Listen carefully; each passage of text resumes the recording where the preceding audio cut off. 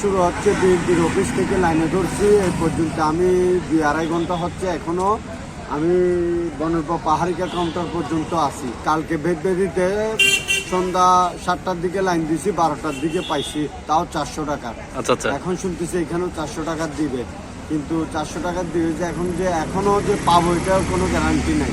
400 টাকার গ্যাস দিয়ে মনে করেন 1200 টাকা মারতে পারবো। 1200 টাকার মধ্যে কোম্পানির 400 আছে, আমার 400 টাকার বেতন পাবো। এটা চালানোর উপর নির্ভর, হয়তো 400 টাকা দিয়ে 60-70 কিলো চলবে এরকম। এখন মনে করেন ভোগান্তি শিকার মানে এখন আমি মনে করেন বাড়ার টাইমে আমি এখন গ্যাসের জন্য অপেক্ষা করতেছি। এদিকে যাত্রীরা দাঁড়ায় আছে, গাড়ি পাচ্ছে না, তারাও ভোগান্তি শিকার হচ্ছে, পাশাপাশি আমরাও ভোগান্তি শিকার হচ্ছি। মনে করেন গ্যাস নাই, বাজার করতে পারতেছি না, পরিবারে ভেজাল করতেছে, সেই জন্য এখন কি করব উপায় নাই। এখন রাঙামাটিতে অনেকজনে মনে করতেছে যে আমরা অনেক আনন্দে আছি, আরামে আছি, কিন্তু আমরা খুব কষ্ট। আপনারা সাংবাদিক হিসেবে আপনারাও দেখতেছেন কি সমস্যাতে আমরা ভোগ করতেছি।